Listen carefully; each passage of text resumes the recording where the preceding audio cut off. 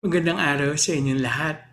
Ako po si PJ Kumpas, narito muli sa Landas ng Pag-asa kung saan ang salita ng Diyos ang ating ilaw at lakas sa araw-araw. Sa Ebanghelyo ngayon, ibinahagi ni Jesus ang talinghaga ng manghasik.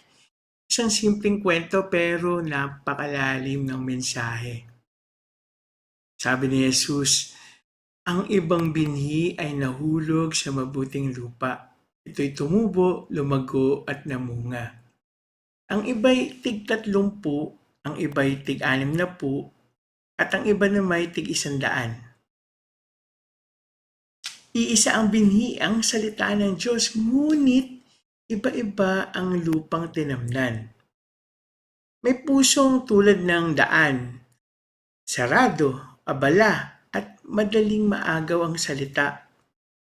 May puso namang mabato, masigasig sa umpisa pero sumusuko kapag may hirap. May pusong dawagan, tinatabunan ng pag-aalala, takot at paghahangad sa mga bagay ng mundo. Ngunit may pusong mabuting lupa, pusong marunong makinig, handang magtiyaga, at bukas sa pagbabago. Hindi ibig sabihin na walang problema. Ang mabuting lupa ay inaararo, nililinis, at inaalagaan araw-araw. Ganito rin tayo eh.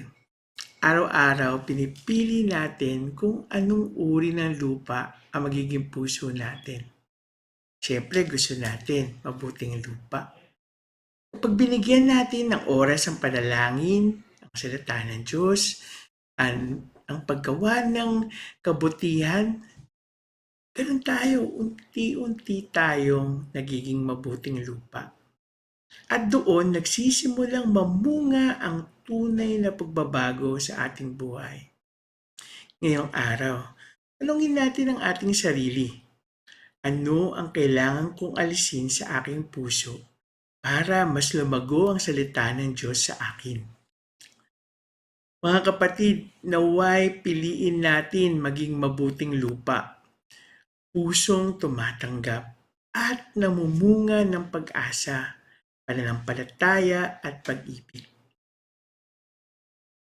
Kung ikaw ay na-bless ng video na ito, maging boses ng pag-asa. Paki-like and share ang Pathways of Hope sa inyong mga kaibigan.